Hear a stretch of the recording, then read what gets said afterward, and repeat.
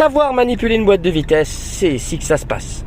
Alors tout d'abord, ceci c'est un pommeau de vitesse. C'est très important le mot pommeau, parce qu'il va être en référence avec la paume de notre main. On ne va pas utiliser nos doigts ici, hein, d'accord? Je vois trop d'élèves utiliser leurs doigts et mal placer les mains. Et donc, quand il y a un rapport qui ne fonctionne pas, généralement c'est la position des mains ou la manière de faire qui n'est pas bonne. Voici la bonne manière de faire. Alors, tu remarques que là, je suis au point mort. Le point mort est entre la 3e, ici, et la 4e. Alors, je vais tester le point mort, parce qu'il y a un ressort. J'appuie vers la gauche, je lâche, il revient au milieu. J'appuie vers la droite, il revient au milieu. Ce détail est très important pour ce ressort. Tu vas voir pourquoi. Parce que si je vais mettre une première, la main en forme de cuillère comme ceci, alors là, on voit bien ce double commande. Je vais appuyer l'embrayage, hein. Il faut appuyer l'embrayage, bien sûr, si tu veux manipuler ta boîte de vitesse. Donc, main en forme de cuillère, et je suis le dessin. Alors, j'ai remonté ma main, tu l'as vu ici. Pourquoi? Parce que je ne vais pas m'amuser à garder ma main sur la boîte. Quand tu vas conduire plus tard, tu ne vas pas garder ta main ici, hein. Dès que tu passes un rapport, tu vas remonter ta main sur le volant. Pour passer la seconde, toujours en forme de cuillère placée comme ceci, je vais forcer vers moi et descendre. Pourquoi forcer vers moi?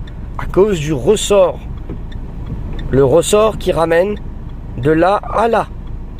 Si je ne force pas vers moi et que je me contente d'aller vers le bas, je vais atterrir en 4e. Et si je voulais une seconde, problème. D'accord? Alors je remets ma seconde comme ceci. Pour passer une 3e, je ne vais plus mettre ma main en forme de cuillère. La pomme va être ici, dans cette région-là. Là. Comme ceci. Et je vais viser droit devant sans forcer. J'utilise le ressort à mon avantage pour passer une 3e.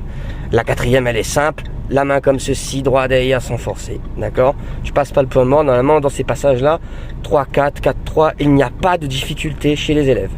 En revanche, le passage suivant de 4 à 5, lui pose problème parce qu'il est un peu délicat. Regarde, moi je vois souvent les élèves faire ça. Bon, là je l'ai bien fait, mais c'est pas la bonne manière. Tu vas voir pourquoi. C'est bien de mettre sa main comme ça et de revenir au point mort. Mais arriver là, il faut pivoter sa main comme ça. Utiliser la paume de la main pour bien être sûr de forcer et de monter. Ça évitera, lorsqu'on débute un peu, être un peu trop rapide et atterrir en 3 comme je le vois trop souvent. D'accord? Les passages de vitesse que je vois qui foirent le plus, c'est pas 4-3, 3-4. Hein. C'est 1, on voulait une deuxième, on met une 4e. 3, on voulait une deuxième, on atterrit en 4. D'ailleurs, ce passage-là, quand on est en 3e, comme ceci, la main comme ça, je reviens au point mort. Voilà.